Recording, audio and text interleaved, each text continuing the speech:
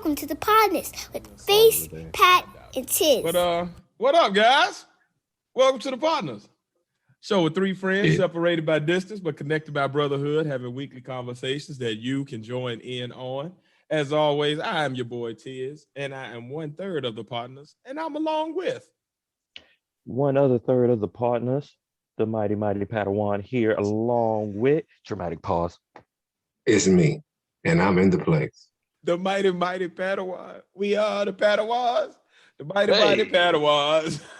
What the fuck? I just thought about that. Y'all seen that Frosted Flake commercial? We bring out the tiger, the mighty tiger. I don't know, man. My son be watching that damn Disney Channel shit, and that commercial plays about 1 million times. That boy, if you don't eat Frosted Flakes after that, boy, I don't know what the hell they marketing dollars is wasted because they play that commercial back to back to back to back. They also play the Arby's commercial a lot. That shit is weird. With Ving Rhames, we talking about we got the meat. What? Pause all of that. That whole commercial. Just pause that. Well, at least Pusha T getting a check because I think he wrote that line for them, just like he did the McDonald's. We have the meat. Yeah. Yo, Pusha out here. Yeah. Pause-worthy balls for checks. Okay. But I mean, for that one phrase, he gets a check. Like, hey man, phrase. hustle, brother. Hustle. All you had to do is I'm gonna look that up, man. hustle. I believe that's what they said. I'm not mad at it. Get some money, man. Get some money. And speaking of just black people doing cool shit, that brings me to a new segment that I'm gonna try to do, if not weekly, at least bi-weekly, and that's just 5 positive black news stories. I feel like when you watch, Fox News or, some of the mainstream channels, you get a lot of just the negative shit. You get a lot of the fuckery, as we call it. And we like to, explore that too and kind of dig into those conversations as well. But I think it's important that we highlight the cool shit that black people are doing out there in the world. So here go 5 positive black news stories for your week to brighten up your day and hopefully just, allow you to celebrate your melanin out there. So, first story is Black women Olympians just kicking ass and shining as we're about to go into Tokyo this summer. The Olympic trials are now pretty much open as far as the televised events are concerned. And we got people like Simone Biles, Simone Manuel, Gabby Thomas, Sydney McLaughlin, Delilah Muhammad, Sha'Carri Richardson, and they're just leading this strong class of Black Olympic athletes that's about to kick some ass and bring some gold home this summer in Tokyo. So just salute to the Black excellence on display that's about to go represent this country and their people and just shine, man. And like these people are already set at the Olympic trial, so it's only a matter of time before we see like these world records get even more outrageous as we go into the Olympics. So just shout out to them, man. Love to see the Black queens just, taking front street and center stage. You feel me? But yeah. What did you was about to say something? I saw your face. I was just making sure. I'm gonna just say round of applause to our Black female Olympians. Round of applause. Yeah, man. Salute. I know I get tired when I'm running, so bruh. And my knees are bad. McLaughlin and Delilah Muhammad, I believe they run the 400 hurdles. So they running like basically the entire track and jumping over the hurdles the whole time. Like fuck all that. Like I threw shot put for a reason. I won't mess with none of that running shit. Like if I'm running, I better be running from something towards something. So catch me in football, basketball, baseball, tennis. Those things, but that track, that take a different type of like dedication to just keep on doing the same exact thing over and over again and increasing your growth by like hundredths of a second at a time. Like shit is dedication. But yeah. Salute to all of them. Go ahead. And I think Sha'Carri, I put on the good and fuckery the last time as the good part pretty much because she was beasting. Yes. Yo, when I first saw her, I didn't see the name or whatever. I'm like, is Meg the Stallion running track? Because she had the orange hair, and I was like, that little lady, every Joan, she started pointing. Y'all remember FloJo back in the day? Oh yeah, I He used did a to have a report on super her. long course. hair. So that's what Yeah. she Of reminded me of. course. She reminded me of like FloJo, but with a weave. Like she just Mhm. like the I new think she age got nails FloJo. too. Like, and it looked so cool when she running down the joint. It looked like My Little Pony or some shit. Like you just see rainbow colored hair just flying behind her as she Said go. My Little Pony. And the way she be smoking people and looking back, like she's like the female Usain Bolt, yo. Like she's amazing. Like Mhm. that little lady And about to kick some ass, man. I like to see the young queen shining like that, man. She about to crush it. and I think she really know like the science of running, because when she first went on that race that she wasn't the first person that jumped off. Like she No, just she gradually, don't have like fast starts. She kind of catch yeah, you like about at that 60-meter mark, and then by 80 meters, she done smoked your boots and it's gone. But it's gonna be she crazy. not fast out the blocks. I noticed because the one where she set the record like that you was talking about last week, and Hmm. the race I just saw her run today. I think it was like from like a month or two ago. In both of those races, she crushed the people, but it's like she takes her time with it and paces that first 50 meters or so out, and then when you gassed, she just getting started. Acceleration, visual, Yeah. original push. What'd you say? She got You more might have a acceleration, original push. Yeah, exactly. So like she one might. of them, she gets started, but that momentum when it goes, she gone. Gone. But yeah, salute to her. Same thing as Simone Manuel, the way she be dominating and swimming, like that's how she look in the pool. Like it's just like why are we so great? Like it's just ridiculous. But yeah, and of course, Relevant, man. Simone Biles, the queen of gymnastics, with about every medal you can get win, man. She about the greatest gymnast ever. So 757 Virginia represent. you know already VA all Mhm. day. So yeah. The next Yeah. thing of Black excellence is Cori Bush and her bill. A new bill is going to head to Congress that's going to create a federal agency that would limit people's encounters with law enforcement by funding community systems that's going to be led by Mm. health officials to respond to mental health emergencies rather than police. So in situations where you got like where you seen like the police kill black people Yeah, because that they're like autistic, they're not right in the head or whatever, instead of the police autistic responding, dude. these mental health professionals will respond and who are actually trained to deal with those type of people and will help work with them so that instead of it being a violent encounter, it could be an encounter where people actually end up getting the help they need. So basically, Representative Cori Bush, who worked more than 10 years as a mental health nurse in St. Louis, she the lead sponsor of the bill, and this is basically in an effort to curb the disproportionate share of police violence against people with mental illnesses and health complications. So salute to Representative Cori Bush. Way to work out, Queen. These queens is kicking ass, man. I don't mean no harm, black men. We gotta step out into the forefront, man. These ladies doing some heavy duty shit in our name. But so yeah, the next joint out in Los Angeles, man, they got this summer camp that's run by black folk and basically serves a heavily black and Latino Latinx population. Basically, kids from 5 to 17 are able to go to crypto camp, and this teaches financial literacy to kids. They enjoy a petting zoo. They do the normal shit, drink juice boxes, play games, and all that. But they also learn about Bitcoin. They learn how to mine Bitcoin.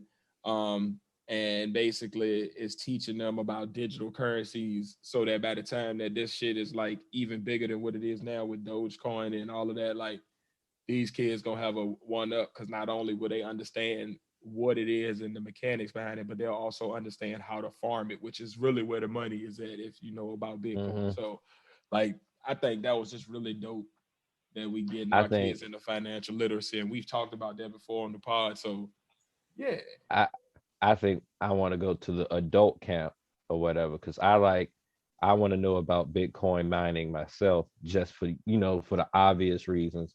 Plus, I like juice boxes, and y'all already know how I am about animals. At the pet, you know how I am about animals. The animals love me. Man, you said what? Because I like juice boxes. Hey, you know I like animals. Man, they got a petting zoo and shoot.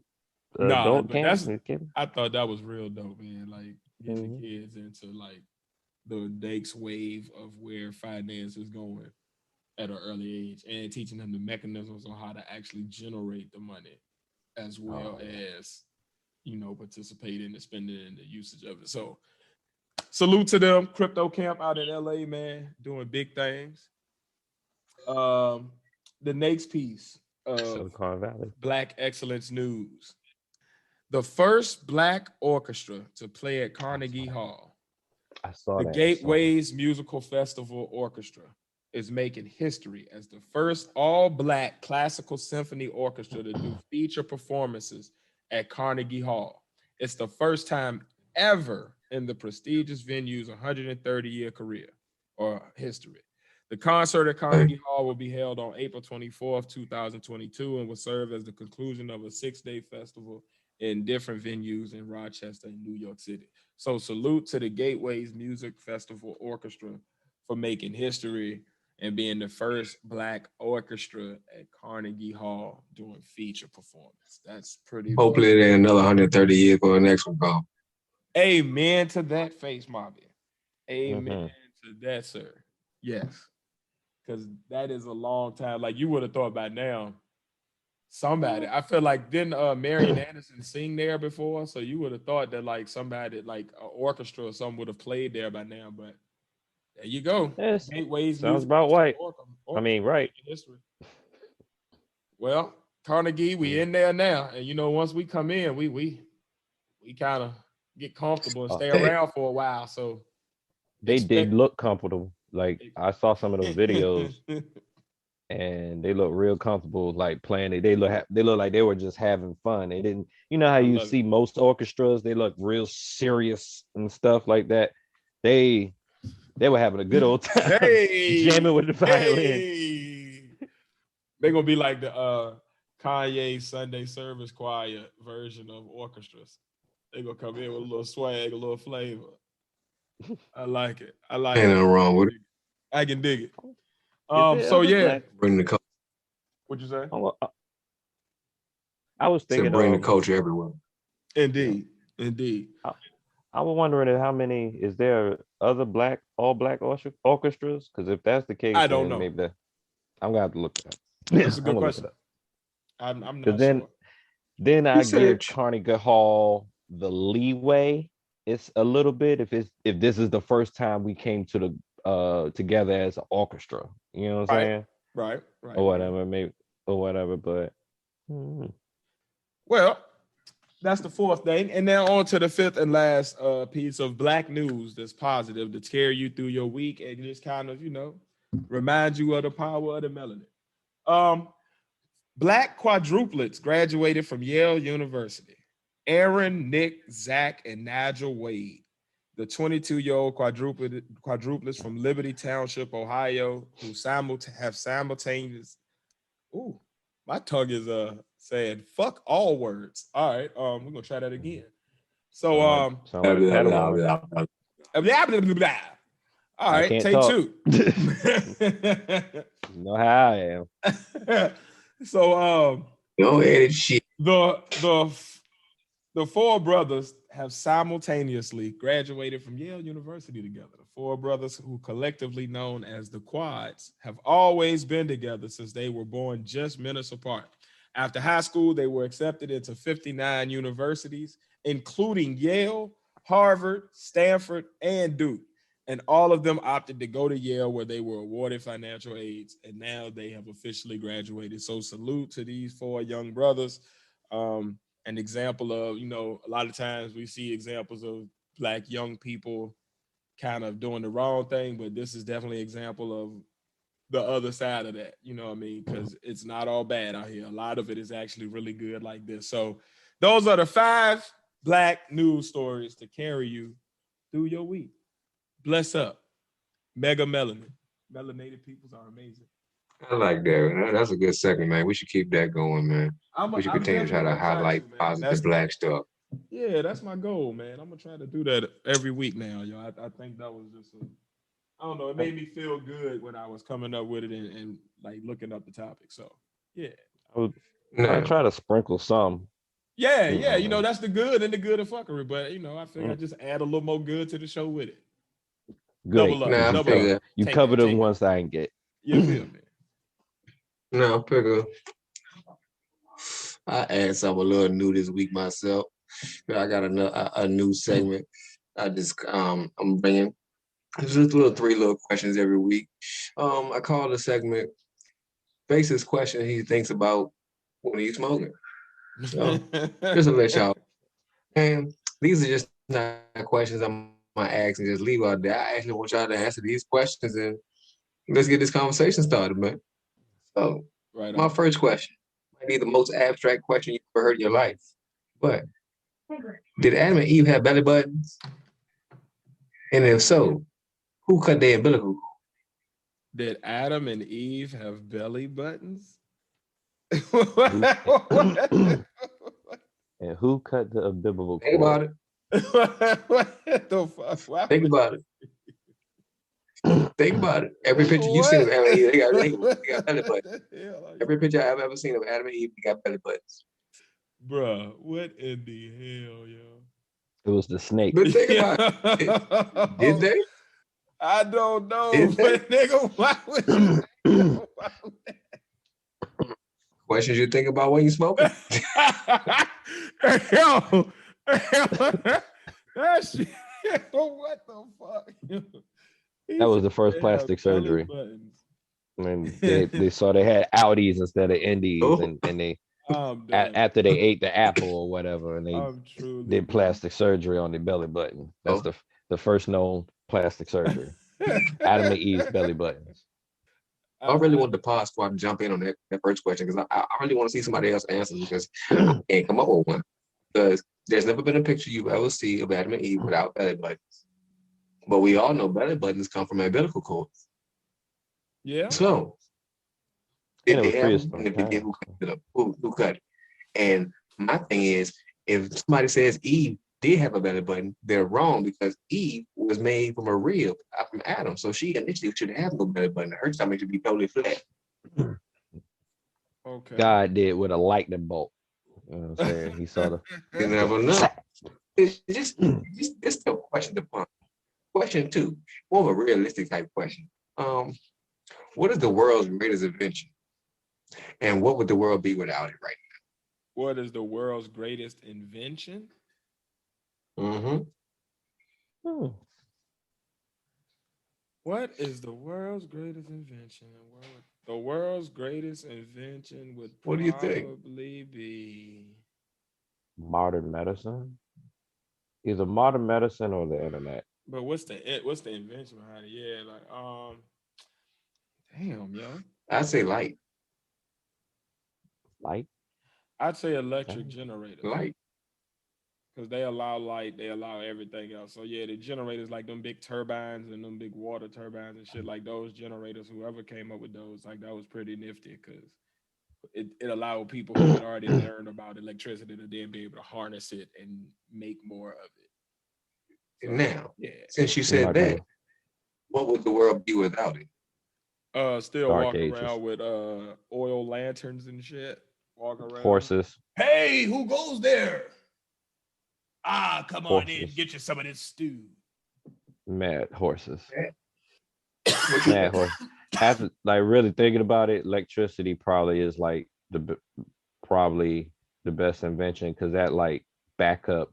That's pretty much the heart and soul of all our infrastructures in general. And then with all the other, like we wouldn't have modern medicine or the internet without the infrastructure or whatever. So I think I hit it right on the dot with that.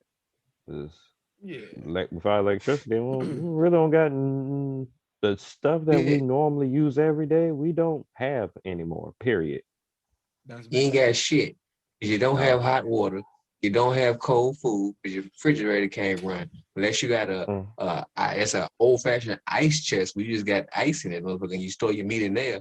Everything gonna spoil after a few days with no electricity. So electricity is the key to live. Because if you live through a blackout for more than 1 day, if you had to go without power for 2 days, you know the struggle is real. Indeed. What if you got to go to what if you got to go to work for 2 days, but you work at night? You good when you go out. You good at home at night, but when you come home in the daytime, you fuck because you can't do nothing. Yeah. Can't charge your phone. Let's charge your phone in your car.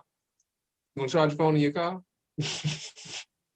I mean, when it's hot, without any electricity, there is nothing. That's a big fact. or extreme cold. Now, my third and final question. Now, I really wanted y'all to think about this. Okay. What would happen if tonight, you feel me? Realistically, if the internet was just to shut off and never come back on? What would happen to the world? So a lot. Especially Stock if markets will crash. if you include the cloud and all of that. So what's gonna happen is, first of all, a lot of financial systems and record Stock keeping market systems is crash. jacked up because a lot of people don't switch from paper to wireless and stuff. So like, there's a lot of shit just on the internet that you gotta kind of download to get to. So a lot of businesses gonna be jacked up. Can't take out cash. Everybody might have a good credit score after that shit though. So that'll be cool. But basically it'll be like what Y2K was supposed to be like. It's supposed to be like, you know, like all of the internet-based systems would crash and then it'll like have people in kind of a panic. I feel like it'll be somewhat like that. I don't know how much of a panic it'll be, but it'll definitely be like a lot of people like that don't know what to do because a lot of people are really dependent on like they never had to like go through like the early days of when we was growing up where like when your lights went out you ain't had a phone still. It's just that was it.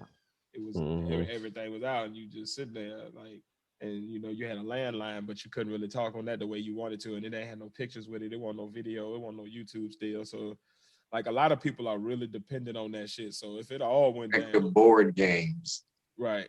Now, does that include like cellular signals though? Because you know your phone and shit would still work on that. Anything internet related, the whole thing goes down. Boom. Oh yeah, it'll be fucked for a lot of people. Oh, I mean, me personally, I just call y'all I'll just go get me a landline and call y'all niggas on that, and we just keep talking. Like we just won't be able to make the podcast no more. But you know, que sera, sera.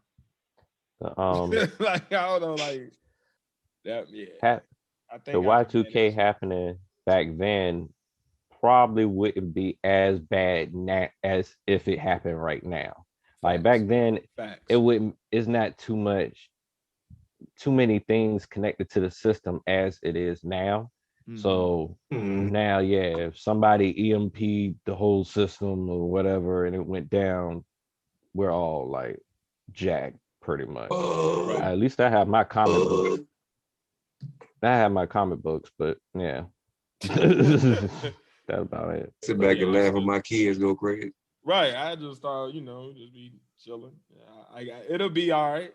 When everybody, what's gonna happen? It's gonna be a mass exodus of people going outside again and finding out what outside really is. Oh, what we can do this outside everywhere. Or games, and people actually start stimulating their own brains on actual physical activity and other shit. Yeah, believe the average weight loss would be a lot better. It'd be a lot less. Obesity will be down. Obesity rates will be down because you got forced to go do something.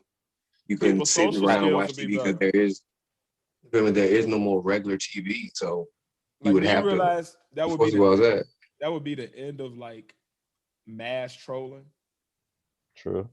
Like think about that, because you ain't gonna troll nobody in real life. Cause somebody be to knock your fucking block off. So like that shit, yeah, I can rock with that. We go back. And I wouldn't have to go to work tomorrow. Up, like you gotta actually see me. We gonna actually definitely be off work tomorrow. You actually have to come start a comment. You actually have to come to actually see me. Yeah, like we actually have to converse. You can't be 3 states away and have a problem with me trying to say something. 3 states away, you ain't even gonna know me. We not gonna see each other. I no longer exist. The only picture you gonna have And of I'm me off think work with like your tomorrow. ass was actually around me, and you got a Polaroid. Remember in Polaroids? that situation, I feel it'll be a lot of bad. I mean, because the change initially be so bad, but at the end of the day, it would be good to come out of that. You know what I mean? Because so Yeah. many people are wrong, so dependent on the technology that just stems from the internet and everything internet based that they're Yeah, dependent on and they don't know how to exist we without all that. You are. feel me? It's a lot of We stuck introverts. with it now, but just some of Mm-hmm. us It's a lot of don't know how introverts to deal who with it. went further into their shell because of technology. So Yeah, I don't have to talk to nobody. I can be on this, you feel me? And they live their lives through games or something, so they live their life through an avatar. You feel me? yeah, And without the internet, you're forced to try to come out your shell to a certain extent. You feel me? You still may not interact with people on a certain level, but you're forced to interact with people now. Because there yeah, is no, I can just stay in the house. So they still have radio and shit like that. I mean, radio was around before the internet. yeah. Big With fact. no internet, the initial stage is gonna be mass chaos. You're gonna have some people that can't live without it. There's gonna be people that do High harm drug use. themselves. Higher First drug initial use. way with stupidity, you're gonna have people. Like I think it'll Definitely be higher tough at drug use. first, and then I think it'll just be like, all right, cool. so, so what is the new system and Pandemonium how do we figure everywhere. it out? Like, yeah. I really feel like the generation that grew up without internet and then had it, I feel like we're gonna be a lot more equipped just because we know what it's like to not have it. Like our world was still I okay. put it Like like this.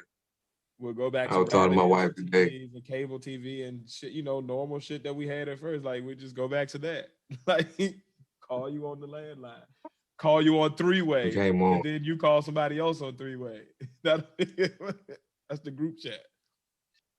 I was telling her, I remember when TV used to cut off at 12 o'clock and there won't no more TV. Bruh, that damn I remember national at a anthem certain time, play and watch it's a TV, you got wrap. to put a quarter in the TV.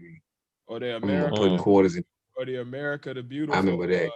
commercial right at the end, and then it'd be just white noise and static. All this stuff now was to stop people in our generation, majority of people in our generation. I believe we could cope with the new generation after us. Yeah. Yeah, I don't believe they can really cope without the internet. You feel me? The Like, generation I that remember grew up when it with was not always having it, they would over be here. stuck. We wouldn't have any more phones. It was, We wouldn't have phone systems because the When old when we folks go back to phone landline. that old phone system has died out. That's why everybody's going digital. If you notice, all the companies yeah, or whatever, and I'm only right. noticed A because lot I'm in the of industry. Those for old people to landlines, get rid of the regular dead. landline over to like more digital landline. So it's still Well, landline, but they are over digital ways instead of actually the actual lines now. well, Yeah, I tell you what I do know how to do. I know how to But write. I still know how but to they can write. still go Put back you to as it a in some lighter. places. Right. Hey, But some dear places mama. still got the lines under the ground. So like on your heights, they still got a lot of their lines under the ground. So it's a possibility for them to go back to landlines in the case. You feel me? Like Hey, depending so. on how hook them old shits those back up, lines right? are. Yeah, that's the thing too. Mhm. That's a good point. Yeah, Depending on how old those lines are, exactly. because a lot of the main reason why they went over to digital is because a lot of those lines are like old and outdated or whatever, and it would cost taxpayers a whole lot more money to get those lines redone than just going to digital, That's real. pretty much. And that's the I, only I reason put it why. like this. I put it like this: a nigga had to choose between paying more taxes and not talking to people. Period, because there ain't no internet. I guarantee the motherfucker pay them goddamn taxes. Talking to Yeah. them goddamn. Look at people was going crazy because they couldn't leave their house during the pandemic. If they had to pay some money to talk to somebody for some new lines, I guarantee they'd be like, shit, put them taxes up, I pay. But they better keep that damn money going into the internet and keep the internet up, because if not, it's gonna be boring as shit when this new Delta strain hit. Shit, we're gonna need something to do. Like we're gonna be back in the house. I'm gonna need my YouTube and my Netflix and my Hulu and my Disney Plus. I'm gonna have to find me a horse. Where the fuck you going riding to? Hey, we gotta About to start a smoke rodeo? rides, but gotta smoke rides some way. Shoot. They're gonna be out there trotting. Hell Right? no. Can't That's buy funny. gas. What? Get you a boat, Mm. smoke, right? Get you a boat. Nah, yeah. Well, Get I your probably roll off. should get a boat where it flood. Yeah, y'all do be getting them flood waters. Thank God for me living inland. Oh, me living Yeah. inland. On to my topic, my first topic for the night, fellas. Like I said, Tony, your post earlier got me to thinking, and I just took it a little further. So, should the government continue to give stimulus checks to every American going forward, or should they only give it to descendants of slaves as a form of reparation? How big the stimulus checks gonna be, and how often we gonna get them? Because if they gonna give it to us as reparations, then they gonna have to be dropping some major checks on a weekly to monthly basis. 'Cause that's a lot of Mm-hmm. money they owe. And I'm It's not going to taking be no shorts just a because they continuous, wanna. No, I a want all my continuous shit. monthly basis, a continuous monthly basis of I say the same 1,400 for the next 50 years. No, hell no. You owe me more than that. Hold the whole country. Nigga, nigga, Built what? the whole country. It could be 14,000 every month for the next whatever year, something like that. No, champ, like we black folks supposed to come up in a major way. Oh No, yeah, sir. oh yeah. Oh no, no, no, no. We that 1% supposed to turn into the 20% as we all get paid. If you're gonna do it, do it. Good. Don't fake it around. Don't bullshit. Like go ahead and set us up right there. Otherwise, just don't even waste my time with it. Like I'm tired of the little tokens and the little crumbs and the little here, take this holiday. Holidays. Here, take this person on $1 bill. Like I don't give a fuck about that. Give me some shit that's actually gonna change our lives and our standing, and then I'm cool. Otherwise, you can just keep it, and I'll just continue. We'll just keep working and just treat us equal, and that's it. But don't play with me like that. I feel like that's somebody who like I owe you $20. I done borrowed $20. I took $20. I now owe you $20. And then I see you and I'm like, hey, so for the next 20 days, I'm gonna give you a penny a year. Yeah, that's cool. And that's 20 cents, but you owe me $20. You like what the fuck is like just keep your little pennies if that's what you're gonna do. Like yeah, More like 120. Giving you right, pennies. right. Like, yeah. I feel like that. I'm tired of that. Like that little here, take this little sprinkling. No, give me my shit or just fuck it then. But we ain't got to go through the little fake dance of here. We're gonna give you a little piece. Come on, chase the carrot. No, I'm good on that. I think they should go ahead continue giving stimulus checks, but the Mm-hmm. reparations should have nothing to do with the stimulus check. You should be doing it anyway. You know what I'm saying? The I reparations can rock with that totally something Mm-hmm. totally different, a totally different because system everybody need a stimulus right now, not just black. because Mm-hmm. and then it's the simple fact that of the track record of reparations that others have gotten. And I'll just put this clear. I don't even like holidays. I'm not a holiday person. You know what I'm saying? I could give a goddamn about holidays, There whatever. you go. Most Nail on most the of head. us, I love my family. I'm gonna say it, but most of us don't want to see everybody on our family. Indeed. Tell you the honest God truth. So really don't care about holidays or whatever. We can make up the holiday. We're gonna celebrate it anyway. We don't need y'all to make it official or whatever. You know Mhm. what I'm saying? If we want to take off that day, we're gonna take off that day, whether you make it official or not. One. Yeah. Two, I don't I don't care about black faces on money. I really don't. Yeah. I'm gonna Yeah. spend it anyway. And at half the time, after a while, the way currency is going, we're not we rarely use cash as is now. That's gonna end up going away like after Yeah. a while. So I don't really care about that at all. Just do what you've been doing for the other races that Right. we've been asking for. It's like we ask for it and then everybody else Everybody else gets it. get it. Yo. Come Mm-hmm. on, bro. You ain't lying. Like You ain't lying. like we've been asking Not at all. equality, equity. We've been just leave us the fuck alone and stop beating us up. Just leave us alone. You And have a You give debate problem that with to the us people. saying Asians. y'all have a y'all have a problem with us saying leave us alone. Like, wait, We wanted like, to share. like, hey, hey, hey, hey, hey, Over hey, that damn thing. hey, hey, hey, now, hey, hey, my N Hey, word. hey, All hey, right, hey, hey, hey now. Hey, hey, hey. I Hey, come from hey, a hey culture. now. I come from Hey, my American N-word. culture Hey, hey, hey where now. Hey, hey, hey. it's my Hey, hey, heritage. hey. It's my heritage to shoot y'all. And every time Oh. you say that I can't shoot y'all, that's taken away from my American right to shoot y'all. That's basically what you're saying to me. Yeah. Yeah. Like, look, No lies detected. um, before anybody start anything or whatever, I'm still for anti-Asian hate, but Indeed. long, Just share it long with us too. before, Anti-black hate too.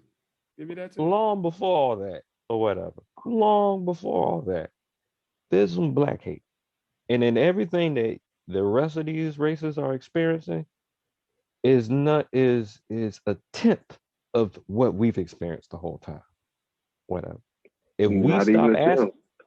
if we stop asking for it, I then y'all don't even know what to ask for, pretty much. Preach, preach. So I say we stop asking for it. Let's just go ahead and just take it. Give my shit. just take it. Give my shit. All right, I'm done Give it. ranting.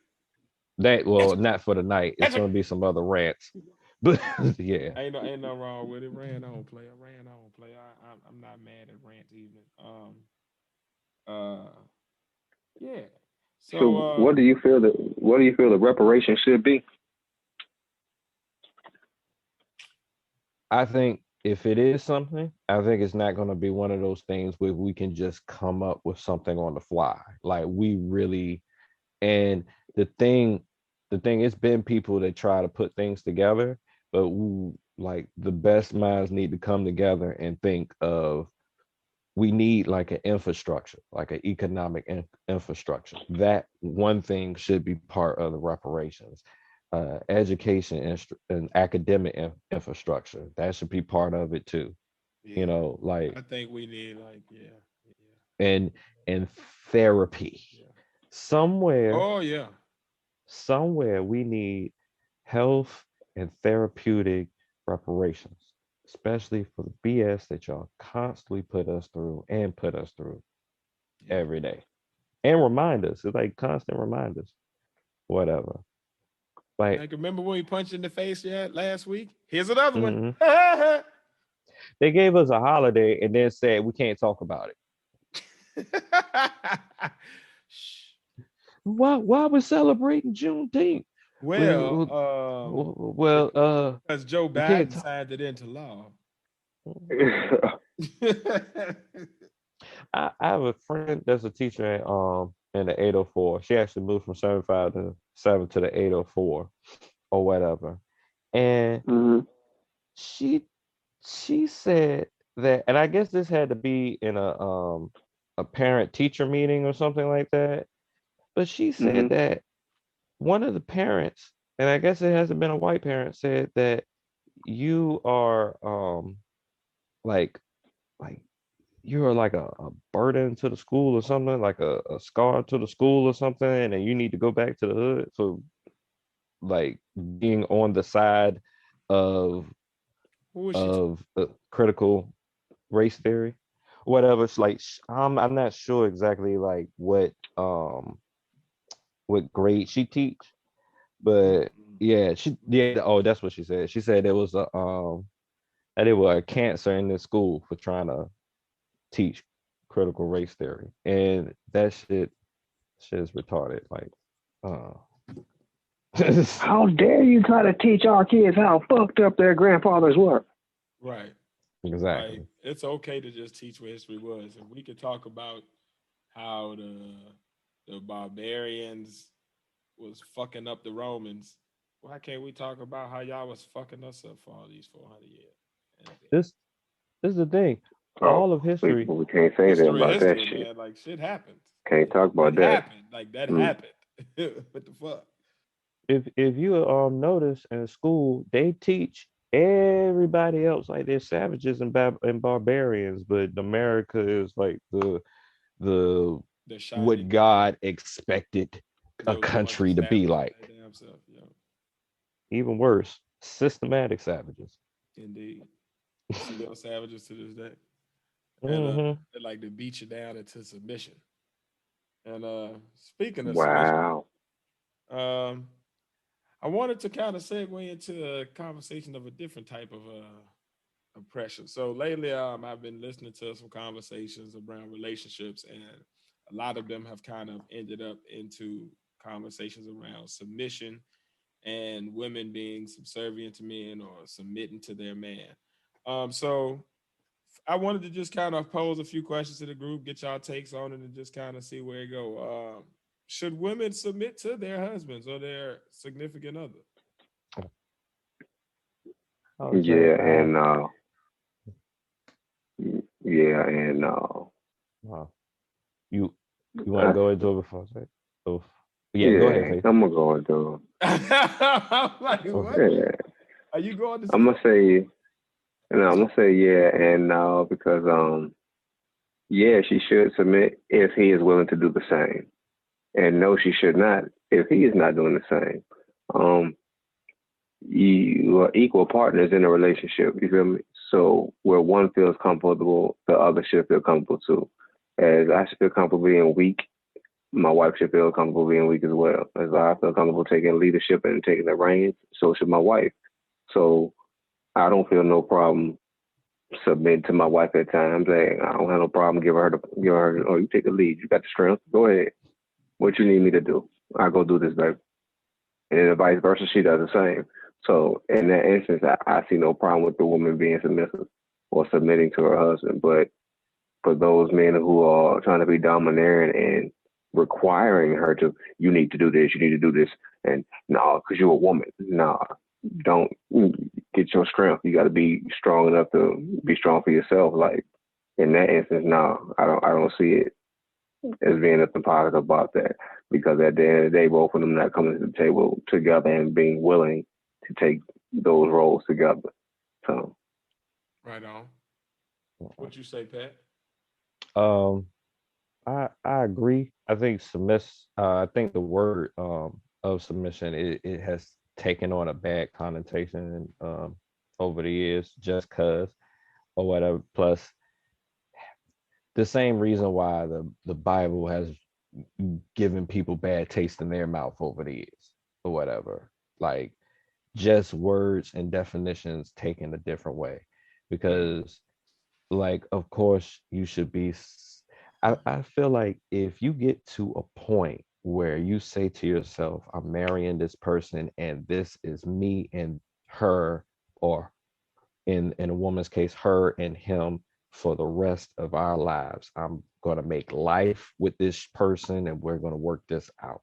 When you get to that point, you should Right. feel comfortable in submitting to your partner. And I'm talking about Right. the man with the woman and the woman with the man. Like you should feel that where that one person where you may have a weakness at, the other person can pick up on or Right. whatever Right. Right. and Right. follow their lead or whatever. Like if I'm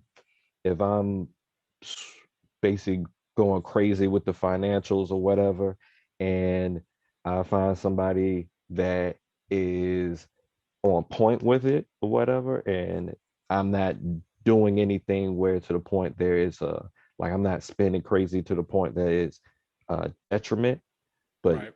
she could help me watch it or whatever and build me up as a mhm. person, then I want to submit to her because she has more knowledge. Right. And it's the same thing with a woman. Like a woman shouldn't want to marry a man that she can't learn from, so she can build herself up or whatever. So I think bad thing about the only bad thing about submission is the bad connotation that it's been getting over the years, and the people who's overly using it to selfishly to prove a point, Right. pretty much. And Right. that's on Right. both sides. Men that say, hey, in the Bible, it says you should submit to the husband, blah, blah, blah. And to the women that say, um, I don't want to deal with no man because I don't think I should submit. It, like you don't disagree with the act. You just disagree with people's perversions of the act in the word. Speaking of perversions of the act, what is the difference between submission and being subservient? Like, what's the difference as far as like I feel like you said, people look at submission in like such a negative connotation. Like every time I've heard it brought up in conversations, it's usually brought up in a negative connotation, especially by women. So like, what is the reason for that, and what's the difference between the two? Well, submission, all right. Submission is a choice to do it. Being subservient, when I think of that, I think straight off the bat, slave. I have no choice in the matter. I locked in a contract where I have to do whatever this person says, whatever. Gotcha. When like even I mean, even in holy books like one, whatever is said to like it's a choice. If you Right. submit, then some good things happen or whatever. Or it's just like I said, when people use it wrong, that's when it becomes submission turns into subservient. Indeed, indeed. No, I think it comes from the lack of knowledge because people have this negative connotation on the word submission when they're really meaning subservient, and they just don't know the word Mhm. for it. Got you. Because Okay.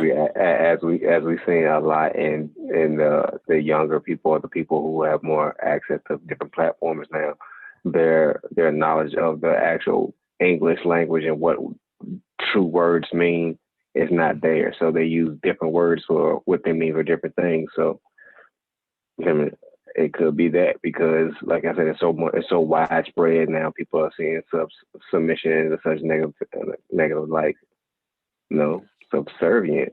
That's the negative thing. That's waiting on me hand and foot. That's doing what I say. That's that. Submission is the willingness, giving yourself to someone. You feel me? It's being willing to. You feel me? When you take it like this, okay, take it on fighting terms. When you submit, you willingly giving up. You feel me? You willingly giving up that win. I'm submitting to you. I'm willingly letting you win. Cool. Indeed. Indeed. Mhm. You in an argument. You in an argument with you. Okay. You feel me? You in an argument with your man or your woman.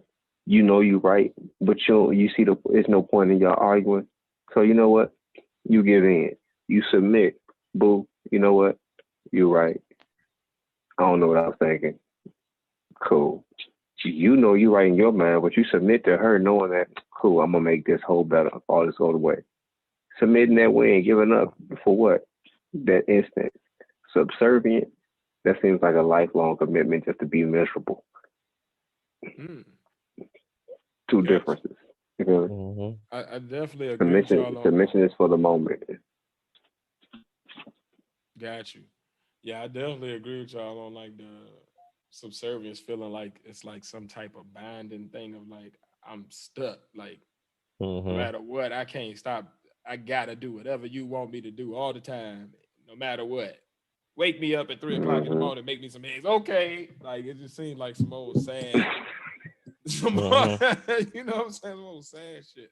Okay. Like, submission seems like what you do whenever you trust or respect somebody anyway. So like when I think of submission, like I think about relationships. Like a lot of times we forget that like a romantic relationship is only one type of relationship that we have in this world. Like we have familial relationships, we have friend relationships, we have co-work relationships, we have cohabitation relationships. So like in all of those relationships, there is some level of submission when you trust a person. Like when you rolling with your best friend as a kid, sometimes you will give them some of your snack.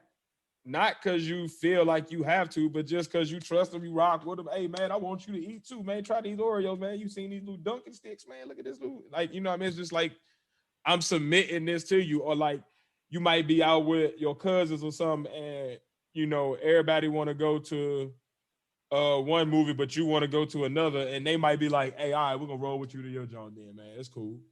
They not, you know, necessarily under your thumb and you're not an oppressor. They just submitting to your will in that moment because it's something that they cool with doing. Like it's more of a respect thing and a love thing and a trust thing. So I think that that's the difference between submission and subservient. It's like in subservient, there's no trust and respect there. That's what's the missing ingredients are. Like when you're submitting to somebody, it's not just a woman having to do it to a man. It's just in that relationship, y'all are going to naturally want to submit or give in certain situations, or allow one person to take leadership in that moment based off of whatever the scenario requires, and whoever has the best skill and knowledge base to actually handle that situation. So I think it's just that respect and trust is what determines what we got to, and I think we need to really designate it by calling it submissive or subservient. Like I think most Mm. men would like a submissive, and I think most women would like a submissive man, not a subservient man or subservient woman, but like one that's willing to trust, respect, and then kind of bend to the will of each other, even when we in the wind tunnel or whatever that was, that noise that just happened. That sound like the dog man in the background. KJ, hush up, boy. Ace in the background doing his best DMX tribute and everything. We get out there walking boomer. But But in the last part about this submission conversation, I wanted to ask a question, not necessarily us specifically, but like in general, as a people, as a society. Do y'all think that we are prepared to set up our children to lead their households, or to be prepared to be leaders that would require their partner to want to submit? Because I'm a firm believer that like somebody won't submit to you until you give them a reason or a plan to follow that's worth submitting to. Like I'm not people ain't gonna just submit to some bullshit and just go along just because you saying it. Like you got to give them some evidence that says, "Oh, this is why I should follow it." You feel me? So like, I think, like, are we preparing this next generation with the tools required to be those leaders that will have their partners wanting to submit to them? Go ahead, Pat. I got a formulated thought. Okay, I would say, hmm, as Yeah, far get deep. as the tools or whatever, I think we've had plenty of tools to get it done. It's just a matter of the parent themselves with their child, and like our, because we grew up in an age where there was a lot of kids that was single parent, and there might have been a spiteful mom, but we never knew if she was really the problem or the dad was really the problem or whatever. And then grow up in that age where you just hearing men ain't ish all the time or whatever. So I kind of feel like it's gonna be, I don't have kids, nor I'm around kids enough to see if it's a change. You know what I'm saying? But just being around other people that might not be the best parent, and then Mm. being around people that I know that they are parents, I feel like it's a 50-50 coin flip. It just depends on that parent, because if I'm trying to say, like, I'm trying to like think of an example for you. Like, if I mean, for example, y'all, I feel confident that y'all have like the tools that, like, you as a person, Tiz, and knowing your wife or whatever, I just know your son is going to be great. So, and the same thing with Face and his kids, because I know your values and your morals or whatever. But it's some people that became parents before they were ready to be parents. It's Mm. it's some people that has run away from being a parent, even though they are a parent or whatever, and they still haven't got themselves right. Right. It's a lot of grown adults that's going through PTSD that's never going to get Mm. therapy, because we Mm. don't even think about therapy. That's You, big you know what I'm facts. saying? That's big facts. So it's Yeah. kind of hard to Yeah. gauge. We just have to have hope. Like, especially me, it's hard for me to gauge because I'm not around children enough to know. I'm Right. just, you know what I'm saying? What about you, Face? Do you think we are preparing the next generation, and I mean like more as society as a whole, like to be the leaders that will even be worthy of people wanting to submit to them? Um, as far as a whole, I'm gonna say yes.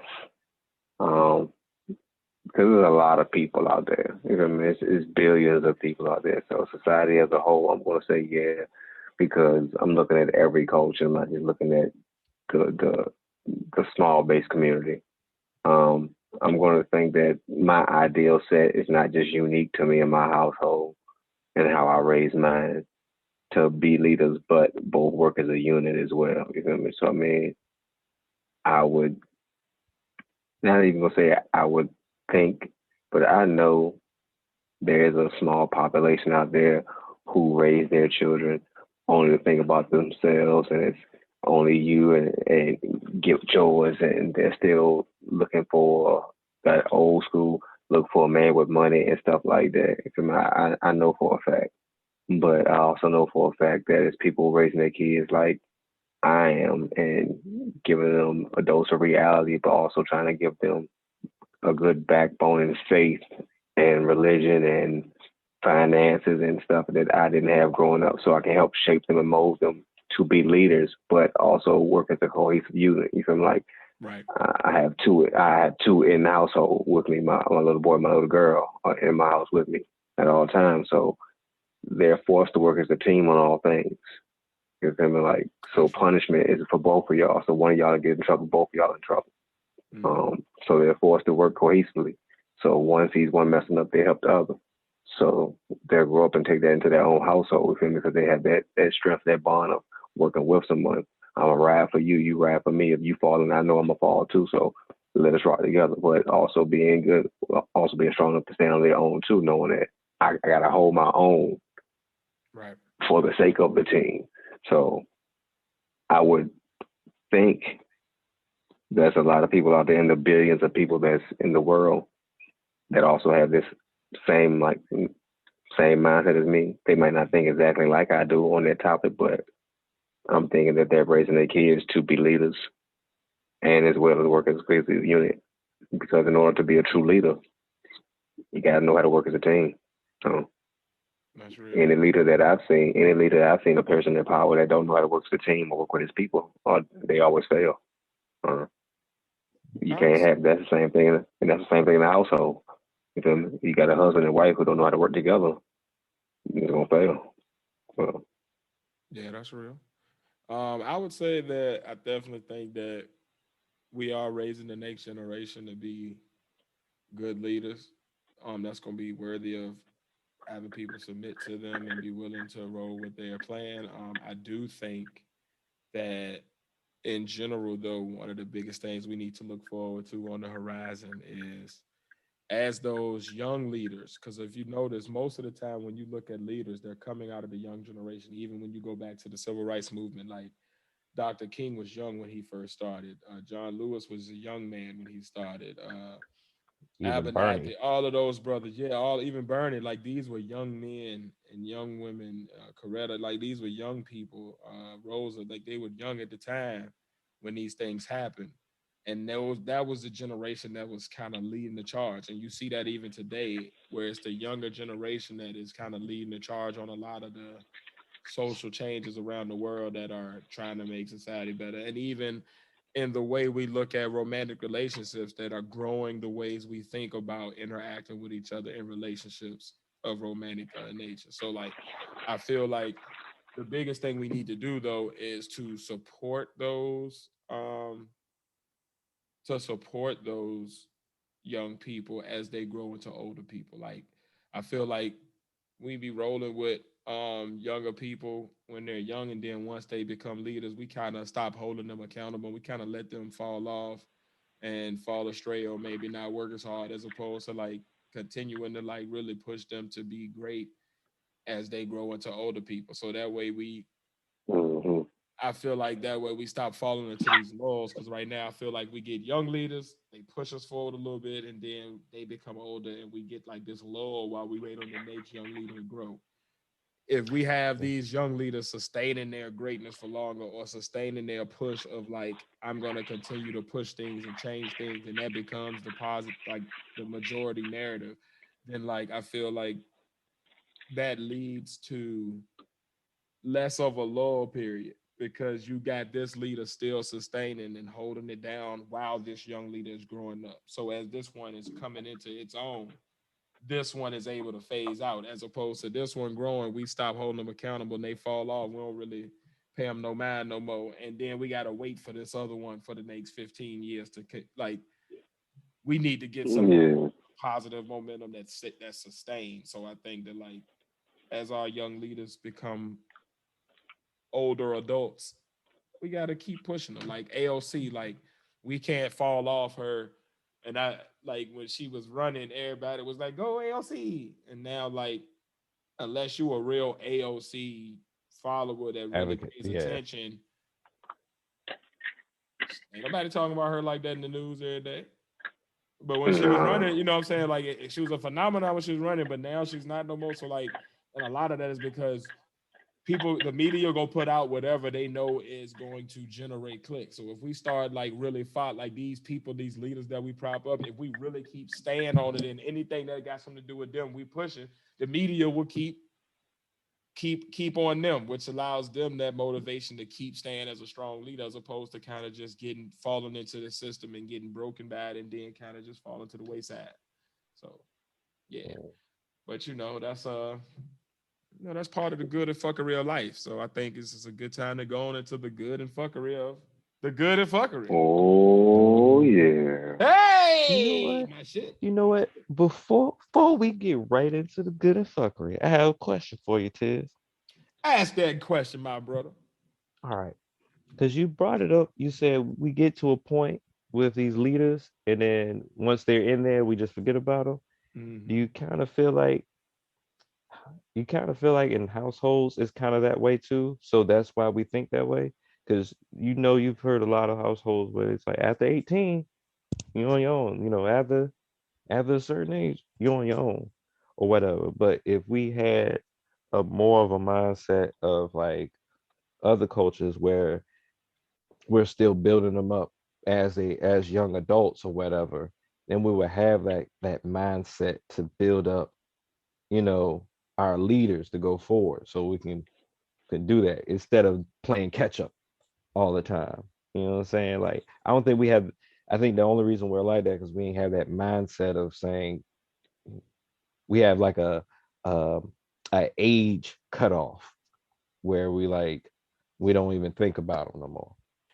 Pretty much. You talking about like your children, like as like children or whatever, or like I don't know if you ever felt like it seems like after a while, that age period where you notice that you're not getting as catered to as like the as younger adults or whatever. And I don't mean like you mean from your parents?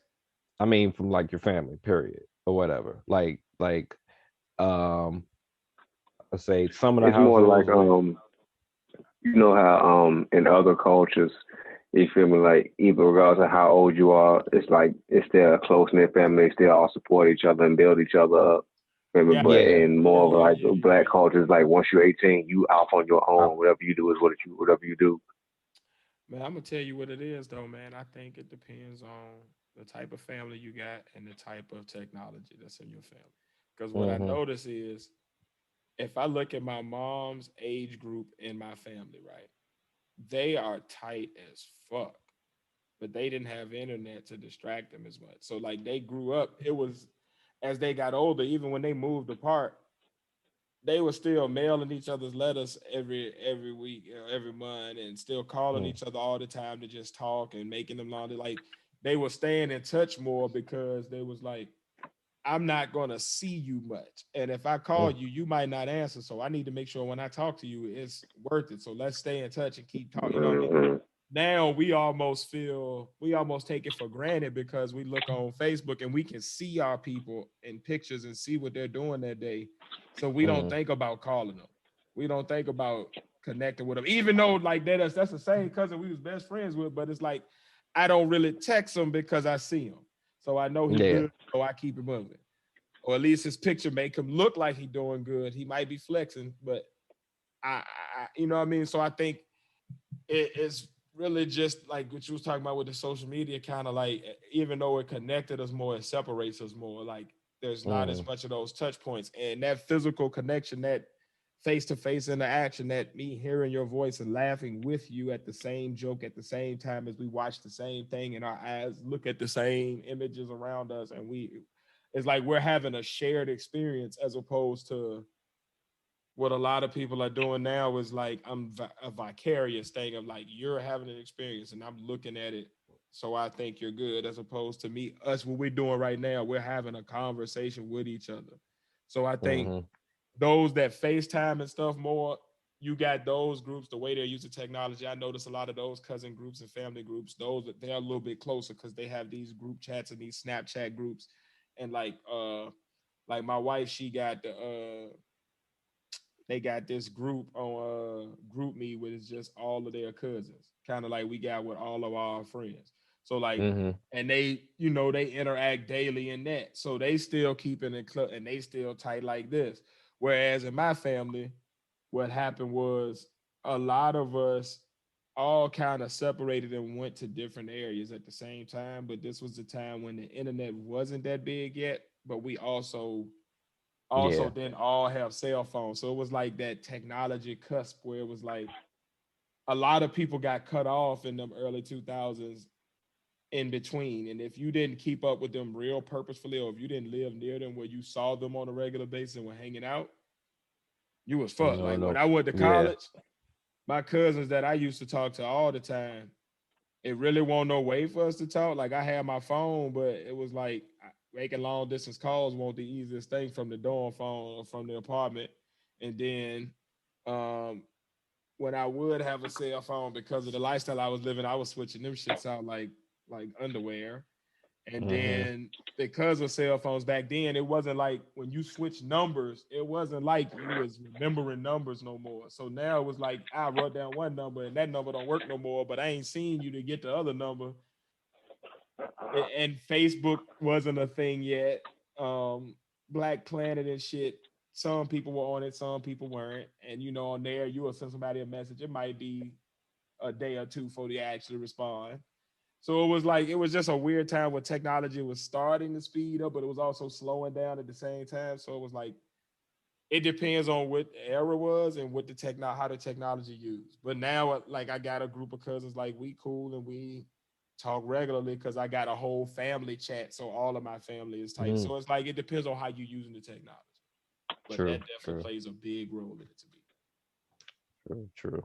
Well, yeah, y'all answered it. I was wondering, just had that question lingering around before I said I was going to get right into it. So let's get right into it. They're good in the fucking Right into the good fucking yeah. Episode 33, the Jesus episode. Good in fuckery, y'all. Yeah, man. This the pimping episode, but we ain't nosy. 3. All right, so I'm gonna start off with a little bit more Black excellence or whatever. So y'all heard about LeVar Burton succeeding Alex Trebek in Jeopardy as the host? Talking about Reading Rainbow? Yeah, Data. Yeah. Kunta Kinte. Oh, he's gonna be the new host of Jeopardy. A Reading Rainbow. All them books. Oh, sorry.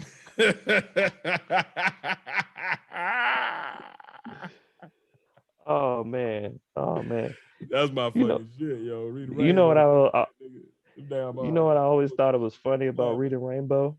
What's up? Is because after a while I thought they were gonna have like some new books. They start having reruns. I was like, wait a minute. You might have missed it the first time. Catch this good book, man. Reading Rainbow, the show that put me up on IBO, yo. I've been learning about the Whipping Boy for the second week in a row. Hey, look, you're gonna catch all of this Whipping Boy action. You want to make sure you comprehend the story. Pause. That sounded crazy. Beg my pardon. I'm sorry. That's crazy. The fuck. Oh man. My bad. All right. You enjoy this, Tiz, pretty much, starring your favorite rapper. He produced the Jigga? Western, yeah. Jay-Z, he's producing movies. The Harder They Fall. That it's a Western movie on Oh, that's gonna be Netflix. good. I seen that Yo, trailer for that. it got That's gonna Regina be good. King, it got Idris Elba, it Everybody. got Lakeith, it got Everybody. I'm everybody. gonna tell you what, you sold me with Regina King, man. I'll watch anything she in and give it a try. She's amazing. And I think she like one of the main I characters in love that her. joint. She is. hmm I've been fucking with her since 227, yo. She's a It's dope gonna be bitch. a good movie. Yep, Yeah, man. boy. And she is You know, the hilarious soundtrack as will be lit. Riley Freeman. She is Indeed. hilarious as Riley Freeman. And Hewitt, yes. Yep. So that's one of them. Black comic book excellence, right? Okay. Okay. And X-Men, right? Mhm. I've been telling you Mhm. this whole House of X thing. They made their own nation and stuff like that. In the story, they're making a lot of straight up political moves. I was like, I feel like every time I read it, I'm like, yo, if black people just figure out to do exactly what the X-Men is doing in this book, we'll be good. What? Good. So So black people follow the X-Men's playbook. they got this in the X-Men now, they got this concept called mutant technology where they combine their powers together to create something. So hmm all of the most powerful mutants went to Mars and basically terraformed Mars and took over Mars as a mutant Oh. planet. So and then with like they got a basically a government ran company that's possibly it's like the shield of the solar system. So they're treating Mars as the capital of the solar system. So anybody that's going in our solar system has to go through Mars or whatever. They got like the strongest mutants there.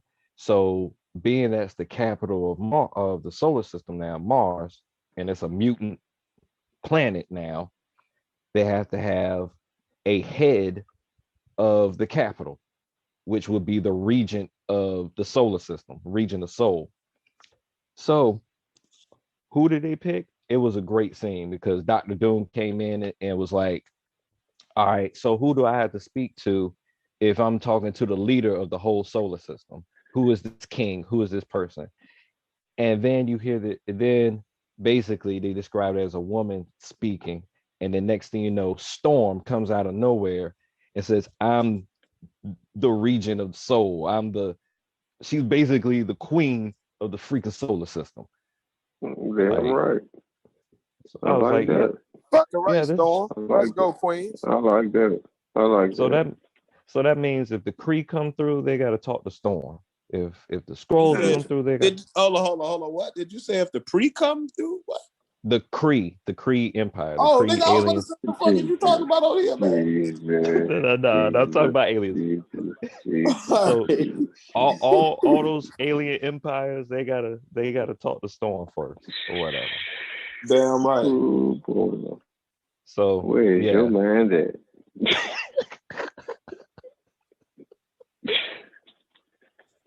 Like Crease, something on a different world. oh yeah, Kree, the blue guys, the extra Yeah. strong blue guys, pretty much. That's it, pretty much. So Oh, yeah, yeah, I know who you talking about. But it so remind me of, it always make me think of Crease, something on a different world. who is also an Mm-hmm. excellent vocal voice actor, along with Regina Fred. King. Who does she act? Who is she? Cree Summers, I believe she was like Susie Oh, on Rugrats? Rugrats. Let me look up What? her. Yeah, she did a lot of voice. You right. Voice acting. You told me that one time on this show. You absolutely right. She did a lot of Yeah. shit. Y'all definitely She said that before. yeah, she did like wait, there's a whole list of them. You know, she's like Vixen in one of the cartoons. She played She-Hulk in one of them. She was Storm one time in another cartoon. She She was played Vixen. Who is Vixen? Vixen is a black DC character. She can A Black Beastly character? DC comic character. DC. Oh, I was like, what kind of shit did you DC. call? No. Nah, I'm talking about that. And you know, Tiny Toon Adventures. She was Hell yeah. Elmira. She was Elmira. Yeah. Oh, I now hear that Yeah. voice. You got me. Okay. Mm-hmm. I can hear it Yeah. now. Like as soon as you said, "Yep, I got it." Yep, that is definitely Freddie. Mm-hmm. Yep. All right. So Crazy, yep. bro. Yeah. So where was that? Oh yeah. So Black comic book history. Storm, a Black woman, is the leader of the solar system in comic books in Marvel Comics. All right. So Go from one Black storm, women. yep. So from one storm to another, it's time for the BET Awards edition of Good and Fuckery, y'all. Nigga, I thought you was about to say it's time for the percolator. Oh yeah.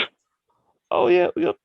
Yeah. If y'all like that song, that that song that the City Girls changed the percolator Yo, into. I thought you was about to say it's time for the percolator. I'm about to be like, what, nigga? What is happening on this show? That would be a perfect time. It'd be a perfect time for the City Girls to come in and do their percolator Oh song. man, they done redid the percolator. Yep, they said it's time for the What do they know percolator. about the percolator? That's like some Maryland, DC area. Mm-hmm. That's DMV type shit right there. That's up our way. Music is music. They found it and they got to it. And you know, majority of us producers is from Virginia anyway. So I don't know who That's a was the good point. producer of that song. But yeah, they changed it and said the exact words, these is out here getting paper. It's time for the twerkulator. That's and that The and they performed. twerkulator. Yep, that's the name of the song, Twerkulator. You don't get the hell out here with that. They performed it at the BET Awards. Hey man, let me stop. The But girls like like you, it. The girls man, like it. I don't mean no harm. I'm tired of them taking our shit. I'm getting to be like that old man at the club now, man. Like I'm the old man that's mad about everything. Stop playing my shit. Leave my shit alone. But yeah. Everything don't need a remix. The one performance I did like, Tyler the Creator did his new Lumberjack song, and the way he did it was cool because he was actually one of the lyrics is like black boy coming out of Rolls Royce, and he comes out the Rolls Royce, and the whole time it's like he's in a storm or something. They got the wind blowing and everything or whatever, and he's like flying back and performing at the same time. And the way he did it, it was like real smooth or whatever. So if y'all haven't seen that, the Tyler Creator performance of this song was pretty cool. Pretty on much. the GT Awards. Yeah.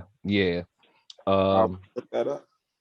The DMX tribute with Method Man, I was like, Method Man really embodied DMX when he first came out. So that was a dope tribute. I gotta start watching award shows again. I haven't missed all of. I don't really dig. What is it? I feel like all award shows are like fake, especially when it comes to like when they get awards and stuff. It's like either pretty obvious, or if they didn't get it, then I know it was like some politics behind it, especially with the Grammys or whatever. But if I do watch it, it's like either performances or like a comedian said something funny, pretty much, or the host, pretty much. But yeah. I ain't watched an award show in a good. Whew, it's been a minute, man. It's been some years, like literally.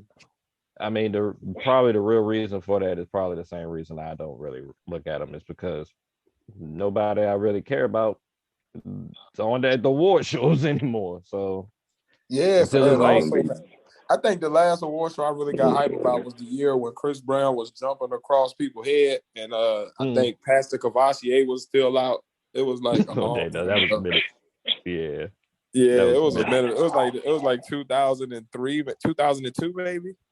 Yeah, I think that was the last I really watched in a whole award show. I've watched like clips from it, or I've seen people I've been at people's house while the awards were on, but to sit there and watch it, I can't say I have. But I think this year they did good because with the performances, because one is this is it was a whole year where we couldn't really have award shows and shows period because pandemic. So Yeah, now that it sounds everybody like else, from what you're it talking about with Tyler the Creator stuff, it sounds like people are actually performing again instead of just being on stage with all your niggas yelling. yep. So Mm-hmm. um Meg Thee That's Stallion nice. won Best Female Artist, which is to be expected because she's having a hell of a run, pretty much. Yeah, she on fire. And Mm-hmm. Queen Latifah received a Lifetime Achievement Award, and they did like a tribute with like Lil Kim, Moni Love, Rhapsody, and MC Light doing her hits, pretty much. Okay. That Do was you know cool. who won the best male award? Was it the baby or Lil Baby? Now let's I find that figured it out had to right be a now. baby. It probably is the baby. Best, Because they running everything. yeah, Boss Babies. Yeah, I've the seen that babies, movie but though. both of them babies. If you want your shit to be a hit, put one of them on it. You want it to go really big, put both of them on it. Yeah, I think Guarantee you a lot of money. let's see, male artist. If Google will pay, it will freaking cooperate. Oh, that's the winners and nominees. Lil Baby. I was gonna say I knew it was a baby. I knew it was one of them babies. And he was going against the Baby, Drake, J. Cole, Jack Harlow, and Pop Smoke. And I feel like they just really Jack snuck. Harlow. Yeah, Jack Harlow. He's having a little run right now. It's a white dude No, I rapper. know who he is, but other than what's Mm. popping, what other song he got out? Well, he seemed like he come out. Like I see on Title that he come out with a new song. I mean, they all come out with a new song all the time, but I mean, I don't got time to be listening to everybody. I really haven't dig too deep into him. Pause. Yeah, I ain't heard As shit, far but as what's his popping? music. His shit don't get down to Atlanta, I guess. Pause. What happened? No, what I said about What you say? I'm What happened? Your head. digging into his Your head. music or Oh whatever, and I no, yeah, said dig too no, you deep, so I said said pause. But I oh, instantly say pause. It was yeah. pause. Yeah, That nigga was like, I ain't really I dig beg too your deep pardon. into him yet. I got pause. that from Ace Amin, the battle rapper. Beg your pardon. Ooh. That All right. nigga, But yeah. that nigga Yeah. got a funny shape head. All What? right. Ace Amin? What Yeah. That's terrible. Why you say that? What? That's a clear observation. Shit. It's a funny shape head. That's hilarious. It is what it is. All right. So, with all the good, with all the good of the BET Awards, there is some fuckery. Some of them will just go past Uh-oh. or whatever. Lil Nas X performance. He's a Oh, great artist. I ain't looking at the performance. what he did? What he did? He done did something with the devil again. Nah, I ain't do some of that. Man, he kissed the Yeah, man on stage, and I ain't oh, watched I the ain't remember. performance, That's 2021. so I ain't got. That I ain't don't nothing. got no. That I thought ain't you much. about to tell me he did some crazy shit. That ain't no fuckery. That's just him being gay. You know, all right, That's cool. him being, yeah, pretty much. So I ain't really watch it, but you know, hey, whatever. But I'm pretty sure that I think the fuckery about it is that all right, we already know now, and the media is trying to make it a like a spectacle. Yeah, Or I'm at the whatever. Like point now, man. Like people being we gay is pretty know, normal. Like I don't yeah, understand why we make it a big see. Like he kissed a man, he's gay. If a dude had kissed a woman, unless the woman was a celebrity, we wouldn't have gave a damn. So why we give a damn about this? Man, Kiss who you want to my kiss, champ. thing. As long as he yeah. ain't kissing It's me. my thing. Yeah. We done all went to high school with people that was gay, who had gay in their nicknames. You feel me? Yeah. So this man, this little boy, young man, whatever you want to call him, kissing whoever he chooses to kiss has nothing to do with nobody. You could turn the channel. I mean, with the same people who in the uproar now were shot in the same uproar when Diana Ross flicked Lil Kim titty on stage, or when Madonna kissed them, kissed them other females in the mouth. Yes, they No. were, which is weird because at this point, like people be doing that shit. Like, but I understood why it was weird back then because at that point in the media and even in just everyday society, that wasn't a normal thing where you would see people necessarily kissing another person on the other side. Like, it just wasn't as free and out as it is now. But for like the past 10 years, we've seen this constantly. Like, this isn't like some new Exactly. shit no more. So like the fact that media is trying to Exactly. make a spectacle out of it, I don't understand what the spectacle is. Like, okay, he gay, he How is kissed it? the fan How is because this he a gay. That spectacle? makes sense. I But don't get it. All right. you So have the logo channel. You have what's the logo channel? it's Like the not. NBA channel? It's a No, it's it's a like gay channel. It's a it's a gay and LGBT lesbian channel. channel. Well, damn, I didn't know that was a thing. But Yeah. cool. Yeah, that's It's called a yeah. logo channel. And they got a gay. So why are we concerned if they got a whole channel with this? Like, what? They've been had that channel too. People have That seen this. channel been around for like years now, like 15 Exactly. some years. Right. I don't understand like the uproar. Is it because it's on the BET Awards? Is that the issue? But it can't be the issue because it's been other sexual stuff on that same show. I mean, I don't have a problem with him doing nothing he do as long as he do that over there where he do that. You do what you do over there. You feel me? Like, that's just what it is. Every person got the right to feel how they want to feel and do what they want to do in their own zone. As long as he's not trying to push his belief off on nobody else, force nobody to do nothing against their own will. Like, that's it. Like, let that little man be. Like, shit. He just throwing it in y'all face because he know y'all gonna say something about it. And y'all gonna get more reconcile. You feel me? Like, y'all gonna go to his page, y'all gonna do it. Like, that's it. Give me some free promo for me doing me. Yeah, I'm doing for me the over promo. there. Hey, but I gotta break my wife on the camera and kiss her and get some. He's trolling the trolls. Like, yeah, that's stupid. He's being a genius right now. My record sales down. Watch me do this. I'm about to get these shit out real quick. Lap dance the devil.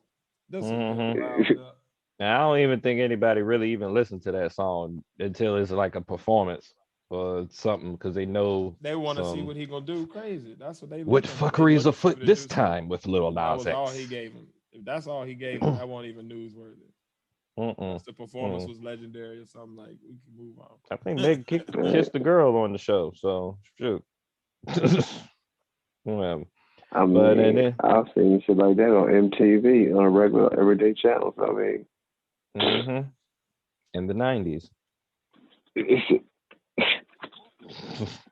shit blows me, man. This shit. Whatever. Yeah. All right. And then fuck what nobody do. And I'll say the end of fuckery, the good and fuckery off. The Migos had a dope performance, and Cardi B came out with Child or whatever. Yes. Is this Offset's baby? I would hope so. They're like still married together. They are still together. Like, I wasn't sure if they was okay. Together. I remember at one point. I mean, they like, came broke out up or were married. Nah, were not together, and then they were. So I just wasn't even sure if they were still an item or.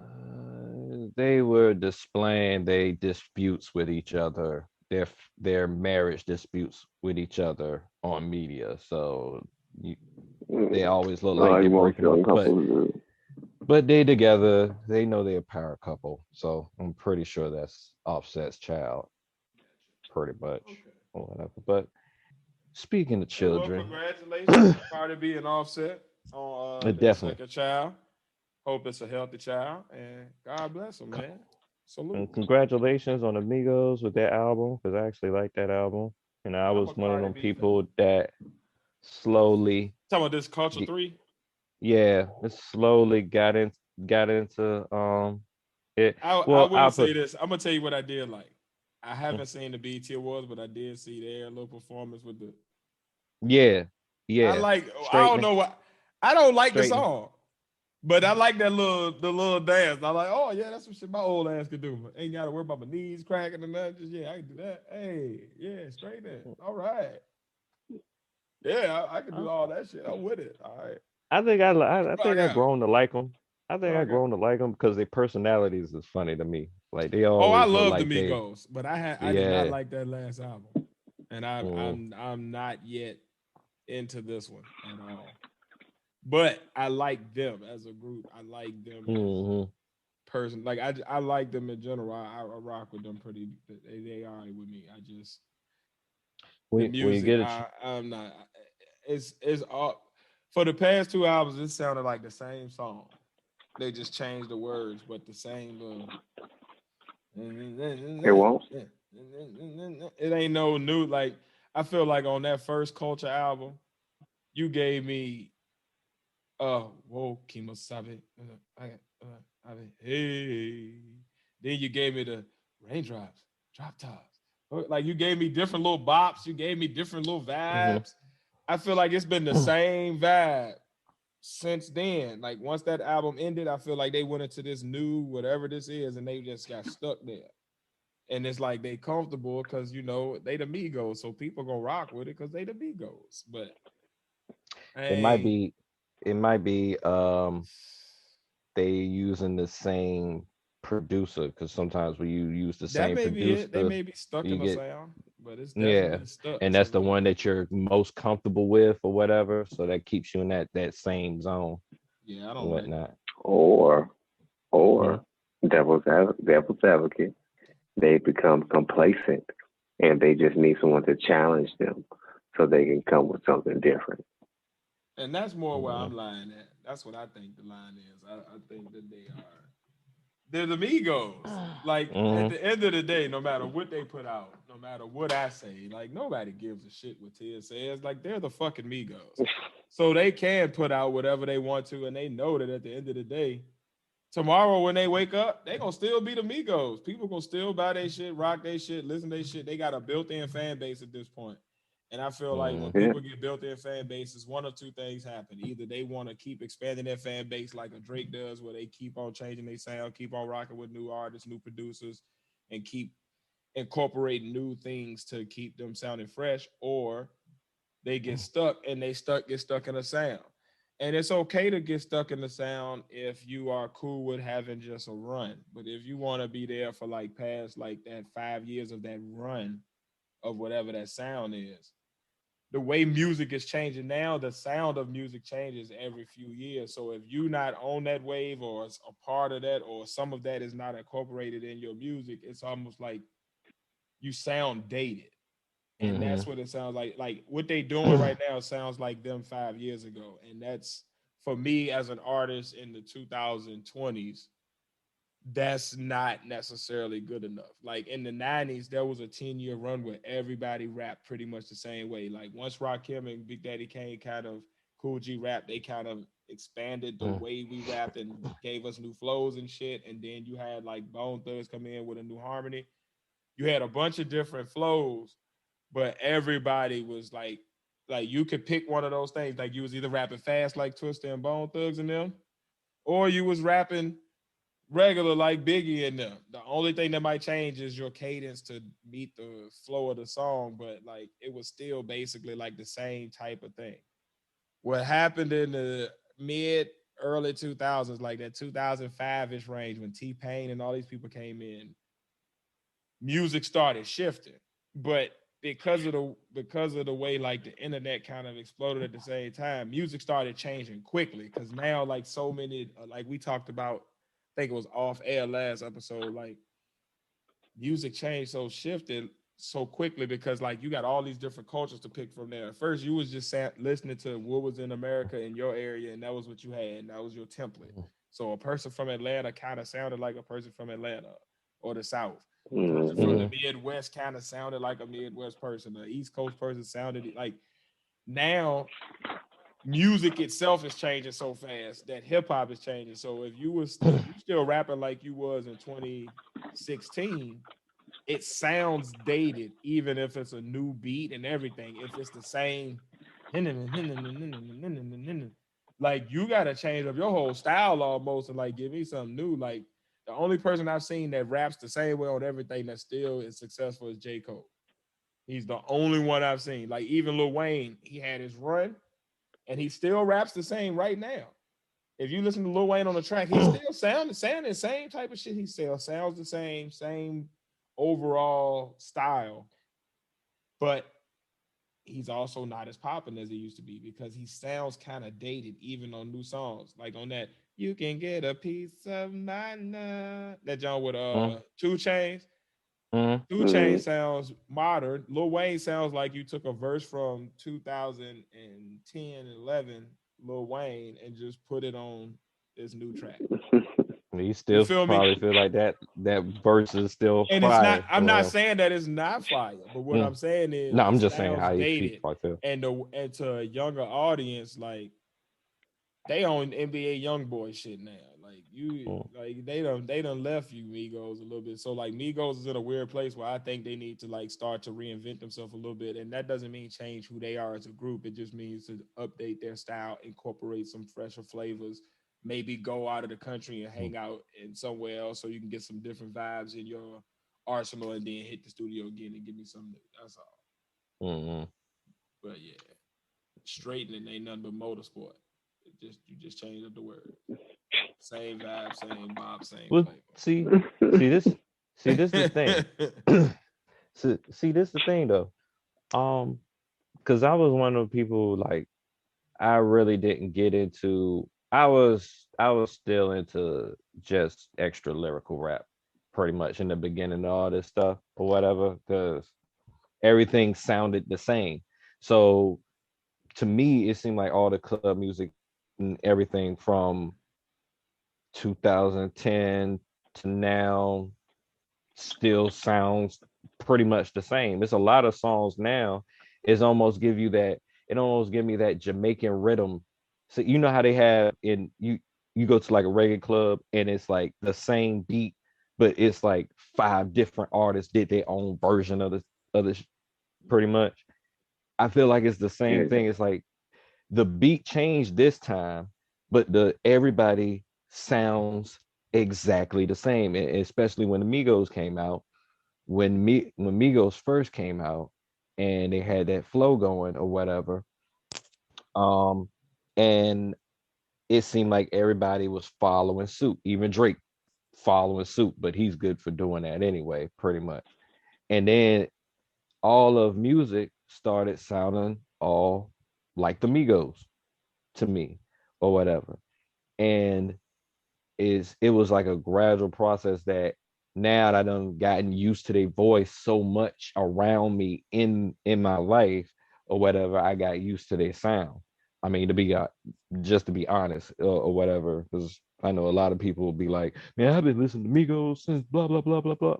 Nah, I gave them a hard time because that was the complete opposite of what I was listening to at that time, pretty much. And I think in that time period, I wasn't really big on going out to clubs. So it kind of distorted how I look at them. But to me, it just all sounds like the same genre of music or whatever.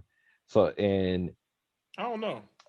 I feel like think it changes every 3 to 5 years. Like I think even what you're saying, like right now with that rhythm shit, like that's the new Afrobeat shit that started about 3 years ago when French Montana and Drake first started doing it. And then you had that John with Sway Lee and them that was like Afro beats, and it was like that was what kind of started it. And then you had Kid and all these people started coming in. That was the new flavor. But before that, right before that, you had the turn up vibe, the high sense and the don't stop, pop that don't. Oh, everybody was doing them party like a rock star and all that. And then before that, you had the more DJ Khaled type anthem type songs with the I'm so good. Like it's been vibes that have changed, and every vibe is like that. But I think the artists that have been able to go along with each vibe and still stay themselves, like Kanye when he was first come out to 808s, to even in that look when he was doing shit with DJ Khaled, I go hard or whatever. Like even in them moments, he was still Kanye, but he was able to match the vibe of what was now. Migos, to me, in their beat selection and their overall style sound exactly like they were 5 years ago. Now, if you look at them 5 years before that, I don't think that. Like when they first came out with Bando and all that, into the Versace, into Culture One, I saw progression. Culture Two, I wasn't really feeling it, but I feel like I didn't feel it because that whole album sounded the same to me, Yeah. to my ear. Hey, you're not the only people. I've heard people say the same thing about Culture too. But like the key about it is the sound or whatever. Like with when I look at it like when I'm listening more at how they rap on the beat than I'm listening to the beat sometimes or whatever. So when I was as far as how I was going at it, as far as like I said they sound the same or whatever. I'm really just talking about how their flow is pretty much on the beat. I feel like they still have that same style of flow or whatever. The Yeah. only I think and at the time their beat selection it was different than the rest of the beats That's the that's been problem. around. The beat selection all sounds the same. Culture Two, Culture Three, input any song in between on a mixtape. It sounds like But the same that shit. Like the baby got the same flow on everything. But what makes him mm, stand out is because on it's a different beat. So even if he's rapping his flow, if it's a super slow beat, it feels different. mhm. The Migos, it's the same type of beat with the same type of flow, with the same type of hook, and it's just like I feel like I'm in this zone with them, Mhm. like they rocking me to fucking sleep. But But that's yeah, what happened because the baby had the same problem too because people were saying he was sound the same and it's because he was the key is that they the producers hold they're on one rocking second, with the Pat. pro. Mhm. You woke face. I knew it. I knew it. I Mm, knew it. All yeah, right, they can go sleep ahead, now. Pat. Go ahead, Oh. Pat. But uh I think if they pretty much when you rock with the same producer for like the your majority of your career Right. ma- majority of your music gonna sound the same, pretty much, Indeed. Indeed. or whatever. And I say the difference between Migos is Migos, they always have that same exact flow. But I know you brought up Cole, but Cole, he'll do a variation depending on what the beat does or whatever. But this, that, and the third. But Oh, I he's think he's back. wicked. You woke up. Welcome. Oh no, I won't never sleep. I'm here Oh, listening to you the whole time. oh. I've been So here you doing stuff off camera. Oh, okay, got it, got it, got it. Okay, got But you. but yeah, the conversation was going. I'll say, you know what? Fuck it, let's just go. This wasn't in the script, but it was Hey a good man, conversation. that's fine, man. It's okay to Yeah. go off the beaten path sometime, man. You never know where it might lead That's where this all spawned from. That's where the Podnas originated from. So why not? you. Right. Mm-hmm. Like you never know where we're gonna go with it, man. We had That's an that's the outline, but we essence. see if we get there, Is it Cause the docket is fine, but if we end up It the is what conversation it is more important, man. The conversation is what the whole thing. So we yeah, know. We never know what we're yeah, gonna end up with it, end up at on the partners, but we end up there. And we thank y'all for riding with us. Keep it yeah. moving. is. There you Cause go. Yeah, 'cause man. my last topic was a rant. I was just gonna. I'm letting y'all know now. Here, all right, 5 second Padawan rant, pretty much. Yo, You have the floor, sir. so I put up a post on Facebook. Face saw it earlier. It's like, isn't another stimulus check coming in July? Because I heard about it um since March or whatever, and I was like, all right. So I thought they were going to do what like they've been doing, pretty much in general. But as the comments came in, I found out that it was only for parents and their children. And I say to you, once again, the government does this to me. Once again, the government discriminates against me. So I can't get any support because I did my due diligence to pull out. You mean that half these people don't even want these kids. They don't even like their kids. They They don't even like their kids. They getting a check for kids they don't even like and didn't want. Whatever. That's some messed up. Somebody say I should rent a kid. I can't rent no kid. You don't want to.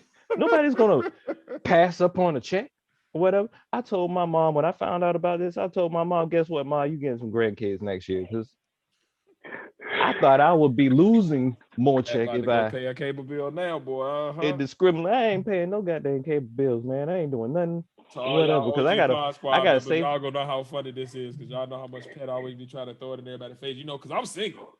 You know, because I'm single. I'm single. You know, because I'm single. I bet your ass wish you I had a don't be wife trying to now. throw it up. I'll just be trying to use that as in my explanation. But Wish you had a man, baby mama now. yeah. I gave up on condoms. That's why I named this. I gave up on condoms. I just gave up. I gave up, man. It don't make no sense. I'm not even going. Nah, it don't make no sense, man. To all the I ain't young getting people checks. out there, y'all shouldn't be watching this podcast in the first place. But if y'all do, No, happen to don't listen to stumble me. upon this, I just want you to understand that condoms are something that you should be using. This is a You very grown adult making a very grown adult decision. You should be abstinent. Oh yeah, more of y'all You should need to do be. whatever your family tell you to do, but definitely, I'm gonna tell you, Yeah, condoms are something that is okay to humans use. Fine to use. continue to wrap it up because I don't even like half of y'all anyway. Half of the population on the human race. Matter of fact, probably 99% of y'all, I don't even like y'all anyway. So some of y'all need to stop making more of y'all, okay? Because y'all get on my nerves, okay? Why they just complaining all the That's time. That's why Duplicate everything's yourself. messed up and whatever. That's why they can't give me reparations and a check. Stop duplicating My pay is yourselves out simple. there. You can give these people that don't even want the kids a check for having kids. They didn't even Yeah, I want. can show mine because see, that ain't nothing but a wall behind me, and just it ain't like Umar. And I'm not saying this against the parents that actually want the kids, whatever.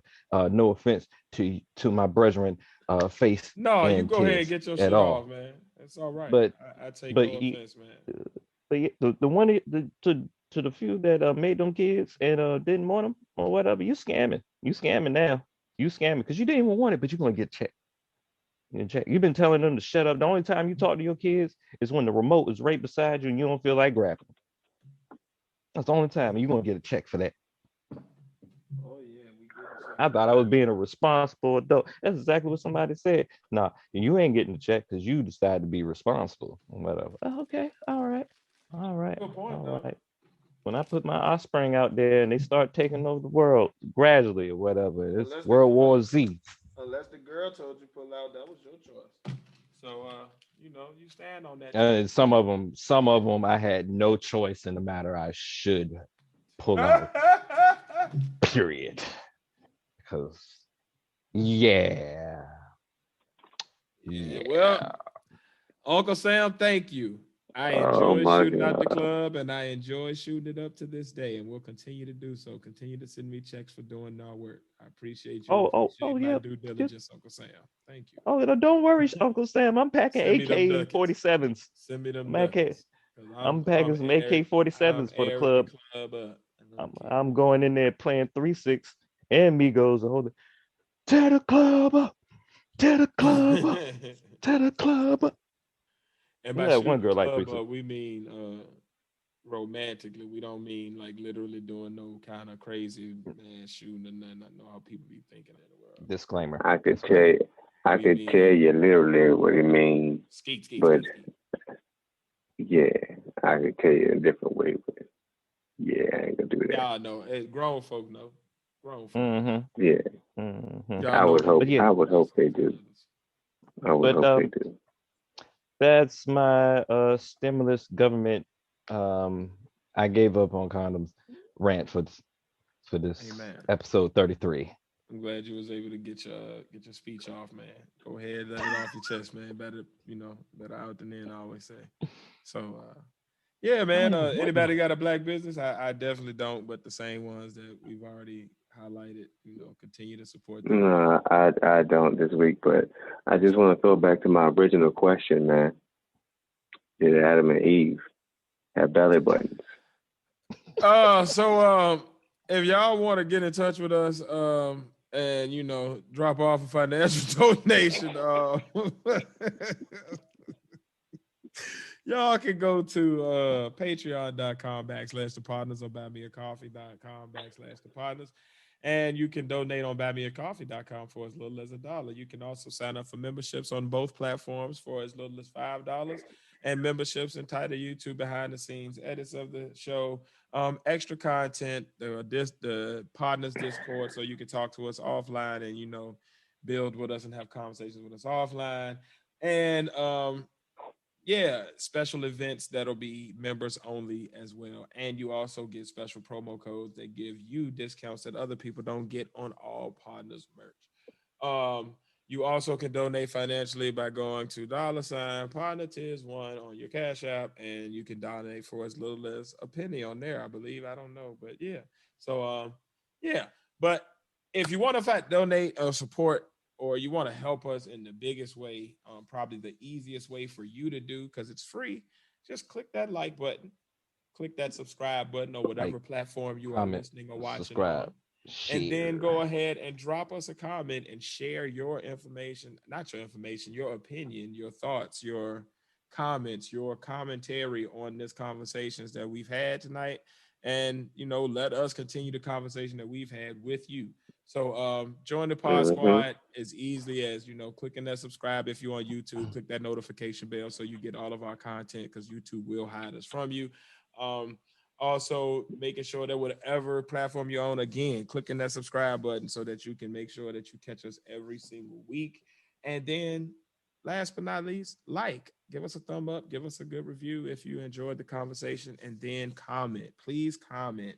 Your commentary is what makes the partner special, because it's not just a conversation we're having, it's a conversation that you can join in on. So y'all are as much a part of this as we are. If they want to donate or get something tangible for their donation, they want to spend some money, but they want something back for their money, what can they do?